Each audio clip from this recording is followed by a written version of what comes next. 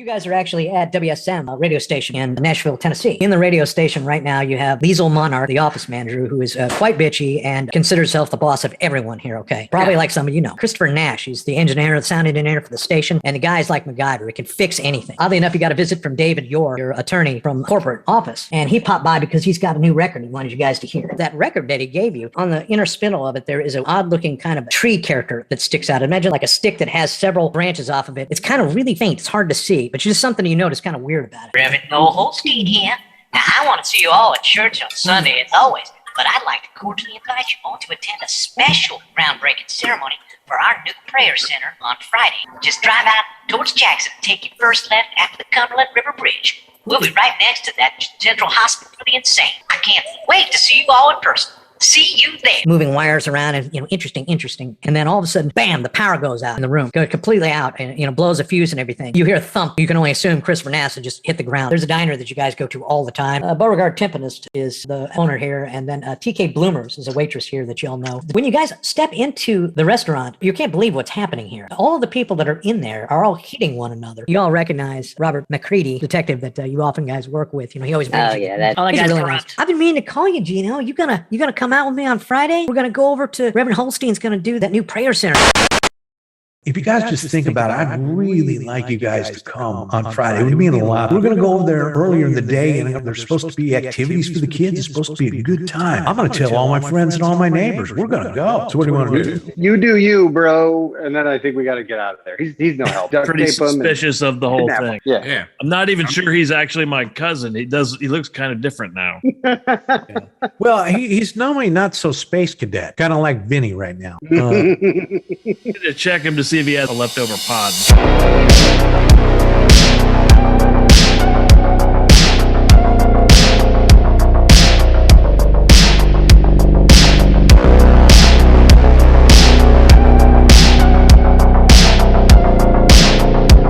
Okay, so I'm just going to recap what we've done real fast right now. You had somebody came by, they showed you a record. We talked about how you couldn't play it. Yeah, the guy came in, he wanted to record a message and everything. Real sweet guy, did that. Leaves, you guys played the thing, realized there's something horrible has happened. It burned up the oscilloscope. It left something on the chalkboard that you noted. It made you feel sick when you did it. You went over to the cafe to get lunch. You saw people fighting, tearing up the place until Jimmy shoots at the ceiling. And now you've run into Robert McCready, the cop that tries telling the story, doesn't believe you, and then at the cousin's house, he just seems unusually cool and happy about everything, and that's what we know right now. We suspect all these guys are being affected by the music that Vinny's played. It's possible, yes. I'm wondering, how do we get, I would like to talk to the preacher about, if I could work this sound into every ad we play and be able to measure these kinds of results, I think we could really drive some revenue for the radio station. Well, I'd like to find out if we can create another piece of music for him altogether. Oh, okay. Because learn you guys this make people fight technique. I would like that added to all of our records from now on.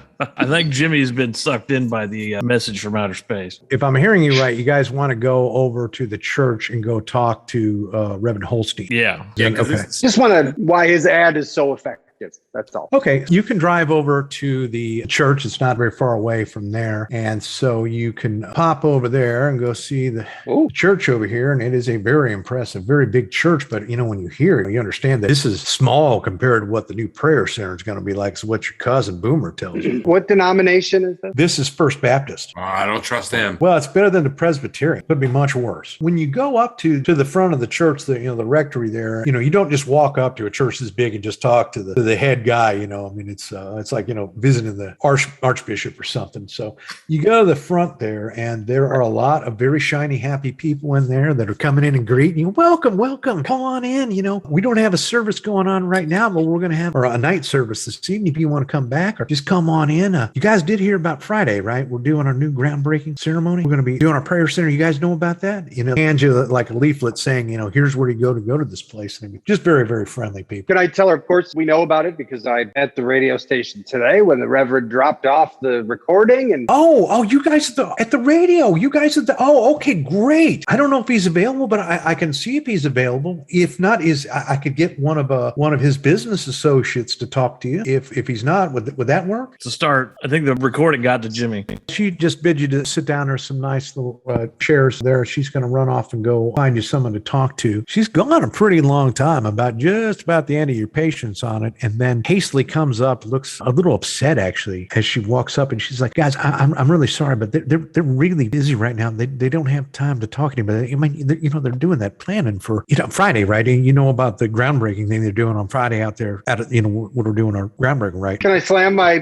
fist on the desk and demand that we see the Reverend right now? Yes. Okay. So there is an intimidate skill that you have that you can try to do with that. I don't look like this, right? I look like a regular person. Oh, there's a picture of me in here. So. Yes, there is a picture. All right, intimidate. Are you ready? Yes. So yeah. Oh. So you are demanding I want to talk to your manager, go full Karen on this woman. And, as you do, there's a couple of very, very large guys in black suits and sunglasses that have come seemingly out of nowhere, helping you out of the door of the facility, out to the street, kind of abruptly out to the street, basically picking you up and throwing you outside. Everybody give me a spot hidden. A spot kidney. You might have found something else about it, but at this time, you just note that, God, those guys were really, really big, and I really don't want them to pick me up and throw me again. Really, Jimmy's the one laying on the ground. The other two were able to walk out on their own, but you guys are just standing out the sidewalk in front of the church. So what do you guys want to do? You guys help me up. Can you guys help me up? You guys help me up? You're on your own. Yeah, I'm not with him. I might get mad and yell at the bouncers. You are encouraged to do that if that is what you feel led to do. So I'm going to intimidate them or persuade them. Mm-hmm. You Intimidate. would be intimidated at this point because you've already made a lot of friends and influenced people when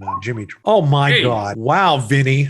Outstanding. He is actually yelling at these guys and they're actually backing off. That's right, motherfucker. And I mean, I don't know how you did it, but You put my fucking piece out. that's right. So they're Oh, I don't It's know a how musket. you did it, but they've backed off and gone back into the building and are not messing with you anymore. So what this means is that you don't have to worry about, Jimmy doesn't have to worry about the two guys kicking the shit out of him while he's on the ground anymore. You pretty sure you're not going to get into the church at this point, at least not going through the front door. what if I know something about this church? What do you know about the church? I know this church is actually the train station. I'm very impressed. I really am, Gino. How do you know that, Gino? Is that in your I've bio? been in that building like 15 times. Yes. And Not only that, that's not Jesus at the top. That's Apollo or Mercury. Yes, I know. I Damn like the building. pagans. I didn't have time to Photoshop everything up, but I did pull most of the telephone lines and shit out of it so you couldn't see that. So yes, you do know some stuff about it. It used to be the train station. That's fantastic. Where do you want to go with that? I like this idea. I know that in the back, you can load out of a train through back doors right into that place. I think that we can sneak in through there. We could probably hop on a slow moving rail. Give me a luck check. Oh boy. I got to find my own luck here. It seems like, it's Monday afternoon, and for whatever reason, the trains don't appear to be running today. You kind of wonder if maybe something happened to the conductors. You're waiting around for a while, you don't see a train. And speaking of which, now all this time has passed since we've done this. It looks like it's about top of the hour again. Oh, fuck. And you guys don't have you don't have a radio on, but you can hear some loudspeakers outside are playing was Vinny's voice, some regular music, and then the commercial comes back on again. You were surprised. You were expecting all hell to break loose, but it really doesn't seem like there's much going on. There's a couple of people kind of shoving one another down the street and everything, but it's not mayhem like it was. Not sure what to make of that. Maybe it's wearing off. Maybe everything's okay. You can just go home and call it a day. What do you want to do? Sounds good. You could talk to somebody that knows something about the occult. You could take it to a library. Well, I think we actually should go talk to Dr. Ellen Tisler. Scheitzer, not Schitzler. It says Schitzer, but it's Scheitzer. Quit calling it that. So, Scheitzer. is that what you guys want to do, is go see him? He's the only one who seems to know about other cultures and things. Might be able to identify this crazy. If we go into the library where you kind of expect to see Dr. Scheitzer, he doesn't appear to be in right now, but Dee Dee van der Sloot, she's kind of brooding in the corner there reading some history book or something and kind of glances like, what do you want? Oh, hi, how are you doing? And is, suddenly cordial. Normally, Just the fact that Gino's kind of a history buff is the only reason why she's putting up with it. The other two, two guys can go fuck yourselves. But since he has an appreciation for history, then He is an avid reader. he can exist at least a short period of time. You know, big smile on her face. She brightens up. Say, hey, well, so what's going on? What are you guys doing? These are fictionalized characters. This is just a character I rectally sourced. I have no idea what you're talking about. Do we show this thing to her and see if it freaks her out? What do we do? Yeah. Yeah, we show her the thing. I assume we brought a reproduction of it, right? Gino is an avid photographer, and if you'd taken a picture of it, you wouldn't have got shit out of it. It would have been That's right. blank. But you're able to draw a half-assed decent picture of it. But one thing that you note is that when you try to look at it, it's still wavy and makes you want to throw up. Mm-hmm. You can, show it to Dee Dee and see what she thinks. And so she will have a look at this when she, oh my God, that was her sanity check. And I can assure you she failed that very badly and everything. She threw the paper down and actually started backing up in the room and just throwing books at you, telling you to get the hell out of her library. Yeah. That is a natural reaction. So Seems right. Okay. she's threatening to call security. She's looking for Sorry. supplies. Jimmy takes a swinger and fails miserably. I didn't mean to do that. Sorry. Jimmy Can I wanted shoot to her? fight his way out of the library. And like I said, once again, you can do that, but would you do that in real life? Because if you shoot her, then you're going to get arrested. No. And this Yeah. It was an act. Can I give her Hands money? off the keyboard. well, you can give her money, but you guys have fucking freaked her out pretty hard. Well, that's what we do. She's That's not what we do, affected by the signal. I'm glad you asked that, actually, because they don't let people make noise in there, so there is no radio quiet. playing in the building. And that helps you with a theory that you may or She's may got a not good have. excuse then. Perhaps. Right. Because we Just suspect something. her. Yeah. It sounds like Professor Scheitz is not right around here. His office is, he's a Native American Studies. And so he's actually in the room that you can't see in here right next to it. And he's not actually in his office right now. And if you had to freak her out, she might have been able to help you find him. But Well, where are other places that you could go to find out information about weird things? Marfa Sawdust. She's an archaeology student at Vanderbilt, but she's had a mental break. Ah! And is that a mental breakdown? yeah, what does she do for a living? I can't remember. She just hangs out at Vandy.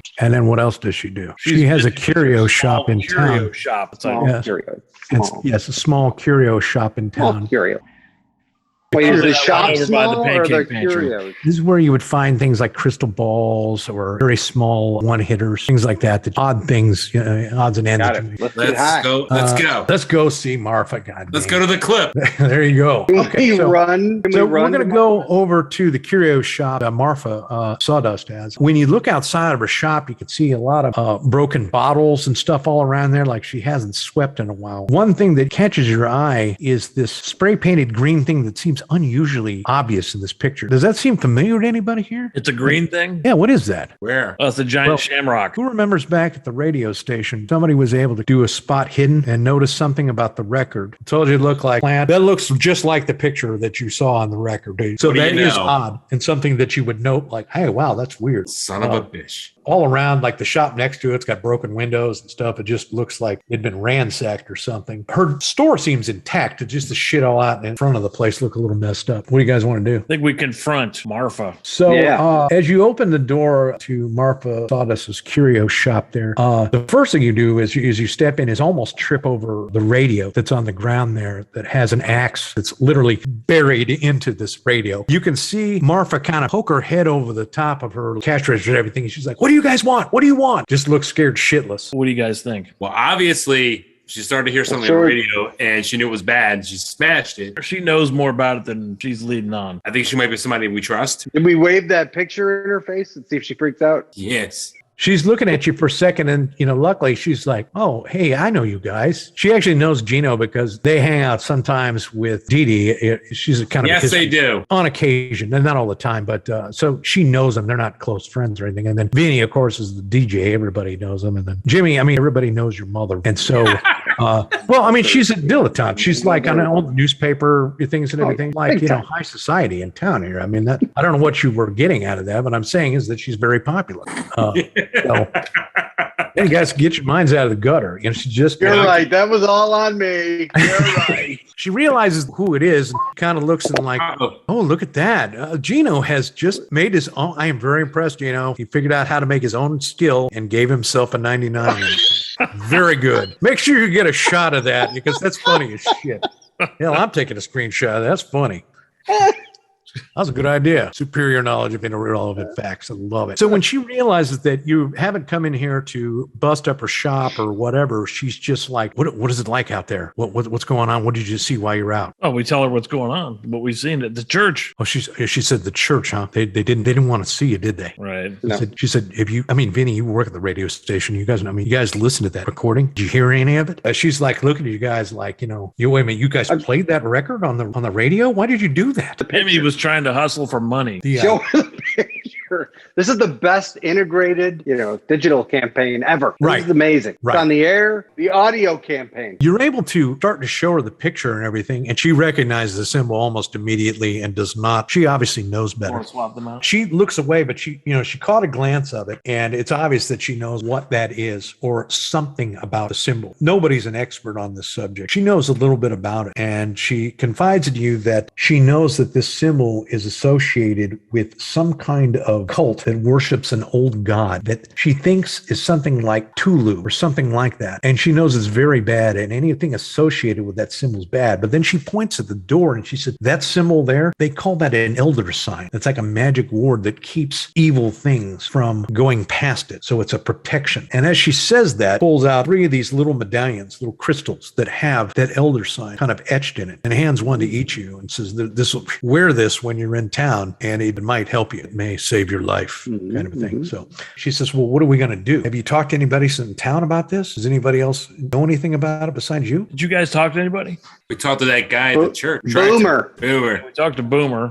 She Saw the people at the restaurant. Did we already tell her we shot up the restaurant and everything? I mean, that was... At this point, she doesn't look like that's some really big concern or it was on top of her list of weird shit. I mean, did you tell her about trying to talk with Didi Vanderslyke? Obviously, you guys know, don't look at that picture for any length of time. It's very dangerous. Bad things can happen to you. And she's saying she's got kind of a nervous tick in her eye like that. Maybe she's looked at stuff like that before because she's not all there. It has to be something to do with that reverend. He has to be involved with it. Holstein, I've never liked that guy. There's something wrong with him. He's just too friendly. Maybe we could talk to, have you talked to Scheitzer? We couldn't find him. Oh, Professor Scheitzer? Oh, well, I know where he is. There's that bookstore. He's there like all the damn time. Well, here we thought he would be at his job. Well, academia. Jesus, those guys do whatever the hell they want to. The winter months off at his job. She basically says there is a used bookstore that's really just hop, skip, and a jump, and he's probably in there. Are you going to go with her over to the bookstore? Yeah. We want to talk to Sizzler.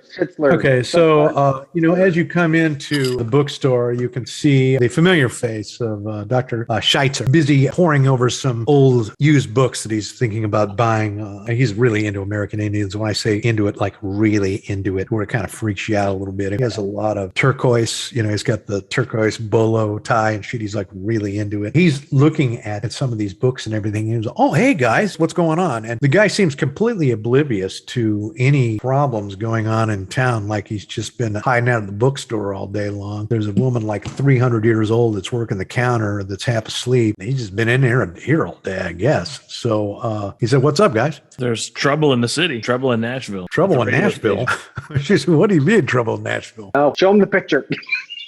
As you start to show him the picture, he slaps it out of his hand. He goes, where did you get that? Where did you find that picture? Martha Splatterhead gave me. Yeah. When he sees the chalkboard drawing thing that you did, he glances at it for like a millisecond, throws it down, like, where did you get that? He wants to know where the hell that came from. How did you get that? And he starts, he's thinking about it. Are you saying that radio thing somehow made this symbol on the chalkboard? He says, okay, well, actually looking at some books I was fixing to purchase for the library anyway. So he starts thumbing through the book and showing you pictures of, actually, oddly enough, it's American Indians from the area. There is a tribe was in the outside of Nashville 1500s. Even the Cherokees left these guys alone. They were really afraid of these Indian tribe. They just left them alone. And the account from the Spanish guy says that when they went there, met with these guys, they did a lot of ritual sacrifices, just like what they did. They've got the Mayans and the Aztecs and everything, and same kind of like weird sacrifices they did with altars of blood and stuff. And he said that pretty much just noped the fuck out of that and left. But then he shows some of the drawings, and that's one of the symbols. There's some other symbols with some weird stuff in there. And when you start trying to look at those symbols in the book, you start getting lightheaded. You're like, fucking, you're like, all right, I got it. Well, that doesn't make any sense. I mean,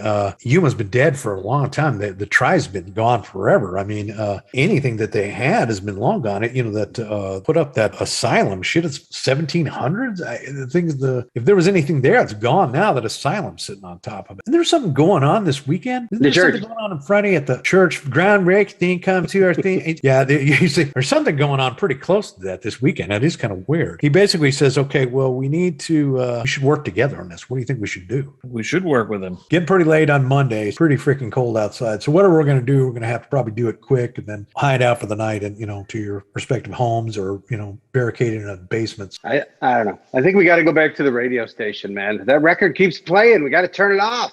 Are you guys in agreement on that? Yeah. About time that we shut down the whole thing. That's a pretty good idea. So you guys drive back up to the radio station. At night, it's not actually broadcasting because at this time in the 20s, they really only played it during the day, never on Sundays. It's not actually playing anything at this moment. Check up on Nast. I think he's still laying on the floor, isn't he? He's actually propped up. He's looking a lot better now and everything. He's like, going, do you guys remember what happened? My equipment got destroyed. I don't know what happened. It looks like he tried to erase what was on the chalkboard and then gave up and then beat the crap out of it with something to where the chalkboards are like little pieces all over the ground. He was like, I didn't like that picture very much. He was just kind of sheepishly like, sorry about that. I took it out on your chalkboard. As you're talking to him, the phone rings to the station, to the office, not to the main number. And Jimmy, you're picking the phone up is what it looked like? Oh, yeah, definitely. A very familiar voice on the other end. Your mother is calling. James, I finally got a hold of you, honey. Where have you been all day? I've been looking everywhere for you. And James, you got to return calls. When I left a message with, well, anyway, we're having a get together on Wednesday night with the Ladies Rotary. We're having a get together with our guest this week is, Reverend Holstein. He's going to come have dinner with us. And she's got a friend. She has this ridiculous house and they go balls out with these ladies parties that they have and everything. And she's like, so we're going to be throwing this big party on Wednesday for him and everything. You guys are going to come, right? Oh, yeah, totally. I think we pretty much can plan at this point to assassinate him on Wednesday night, guys. Yeah. She's like, oh, James, don't be so silly. You guys going anyway because Jim's mom was there. You are coming. James, you and your buddies, you're coming on Friday, right? To the opening? You're going to come to the groundbreaking ceremony over at the new prayer center right over on Friday. We're going to get there early because there's supposed to be stuff for the kids to do and stuff. I'm bringing grandkids. When are you going to give me grandkids? Right now. I'll give them right now. She's very excited about a dinner party on Wednesday, and she's very excited about attending a groundbreaking ceremony on Friday for the new prayer center. So I guess as you're talking with the engineer, he's just still a little dazed and everything, but he starts asking questions about what happened with the Nast actually kind of lives here. He has a cot in the back because he's really into his electronic shit. We need to get him to move out. Well, I mean, he could theory go hang out with Big Lurie. They're really good friends, so he could go over to the shop and hang out with him if he really needed him to leave. So you want to send him over to Big Lurie's? Yeah, I think him and Big Lurie should cohabitate. Get it on. Shit. Oh my God. Wow. I keep touching things. So, like you were trying to shoot a gun and that happens, the gun blows up in your hand, it injures you, you're driving a car, transmission falls out, that kind of thing. Really, it's like, that's catastrophic failure. When can I use my superior knowledge of irrelevant facts? Well, I don't know. You did have a pretty good roll on that, actually. Let's go over to the church and kill the priest. Yeah. I'm ready to blow shit up. That'll probably be no problem at all. You will probably face no obstacles whatsoever if you attempt to do that. They're mesmerized by this demon power. We know this. That's it. Right. Yeah, why did you come over here again? Turn off the music, but then we found out. Yeah. Or are you still going to stop the radio or the commercial from playing? You said it wasn't playing at night, so we were right. We were good. But in the morning, the thing will just start right back up again. Oh, I ate it while we were there. I forgot to tell you. Okay. So you've picked the record up off the spindle. Physically ate it. Yes. Okay. So as you pick up the record off of the spindle, I need you to give me a dodge roll. Dodge? Yeah, dodge. As you even try to pick up this record, it's so hot in your hand that it actually burns you for a point of damage as you let go of it real fast. Like it doesn't make any sense. Nothing around it's melted or anything, but the fucker is really, really hot. Jimmy doesn't really have faith, so that's why he got burned. But it could have been much worse. You only lost one hit point. It could have, burned your hand off. You could end up like the guy from Raiders of the Lost Ark with that. What do you want to do? Well, I have to tend to my hand and make sure I'm okay. Okay. And it is a good thing that it was your left hand. Otherwise, your right hand, you wouldn't be doing anything with that this evening. Fuck. That didn't work. What do you guys want to do? Probably find a bottle of Laudanum. Try to make this all go away. Oh, there you go. Well, we can do that too. That's not a bad idea. Wait, is this in the game? Is that available IRL or? It's like no free drinks. There's no free pharmaceuticals. So if you don't do anything about it now, it will start playing again. So the whole spinning table, immediately lights up. There are parts melting all over the place, but the record just seems to be doing perfectly fine, just sitting on the spindle there. Great, It's not great. damaged at all, but you have disabled it. You're going to be in big shit when they find out you broke. It's pretty expensive equipment. Coming out of your check, Jimmy. Wait till Nas finds out. Mission accomplished. It is Tuesday in the morning. You note that the music is not playing. The turntable is totally destroyed. There's just static on the radio. That goes on for a little while. And then you get a call from your lawyer. Hey, so what's going on over there, guys? There's I got nothing but static over there. What's happening? Well, we tell him what Jimmy did and make sure he's legally liable for what happened. And David Yours like, wait a minute, let me understand this right. You're saying that James set fire to the equipment in the station? Accidentally. We need to get this radio fixed right away. How are people going to know about Friday, the big groundbreaking ceremony that's going on? He's involved in it too. We've got to get that back on the air, guys. I do whatever it takes. We're on the phone with him, right? Yes, you're on the phone. I'm hanging the fucking phone up. Okay. I don't want to hear any more from this guy. Right. So you hang up, and then a few seconds later, the phone starts ringing. No, we're not talking to him. We got to get out of here. It's time for an 80s Rambo montage where we're putting our gear together. Okay. We're gonna go fucking shoot up the church. Well, what if we put some holy water on the record? I hadn't considered that. Do you have any? Sure. Yeah. I always carry it with me. Magicians carry it. We can bring the water and a preacher can bless it. Well, you can stage magic holy water all day long, but it's not going to move any of that wreck. You can Son do of a it. bitch. So as you start driving over to Our Lady of the Worthless Miracle on 6th Street, something you do note is that it's pretty quiet around town. Nobody's fighting. There's no accidents and everything, but there also seems to be a whole lot less people around than there were before. Normally, it's Tuesday. It's a business day, and so when you're driving by downtown to Our Lady of the Worthless Miracle, the streets are kind of barren. I mean, there's people there, but not very many. It seems very strange to you. Okay, so you want to head over to the church. When you get to the church, business as usual. I mean, there's some people milling about outside, just a pretty normal day. What if we hired a dirigible? Dirigible. We can hover over the city. Jimmy's cousin is a dirigible pilot. Yes. And I suppose you could do that. It might be harder to pull something like that off. I think we should go back to Martha, ask for her assistance. I heard Martha actually sold holy water at her store. That is actually, that's a pretty good idea. Plausible. She'll have holy water. That was a good fucking idea. I really like that. Yeah, you don't have to roll it because I'm like, that was such a good idea that, yes, you could go back to Martha's and pick up some holy water. Well, there we go. So she asks you, about whether or not, what did you do? You went to the church. What else have you done since I've seen you? We tried to burn down the radio station. Tried to burn the record. But she says it's not playing anymore is what I understand, but I don't think it matters at this point. I think whatever that radio thing was supposed to do is already happening. Like, I don't know where anybody is on the street here. So I don't think that's it at all. I mean, I've seen a lot of ambulances driving around. The hospital can't keep up with the number of people coming in that are injured. There's so many people injured and so many people that are acting so crazy that they're sending them all of them, diverting them over to the mental health hospital. They're basically shipping them en masse out to the asylum. Not good. Wait a minute. In that message, the preacher, he mentioned something located right next to that insane asylum. Yes, yes, he did. That's where the groundbreaking ceremony for the new prayer center is going on Friday. You can come early and activities for the children. Basically, the message said that 13 innocents will be sacrificed Thursday before the festivities on Friday where the Dark Lord will rise again.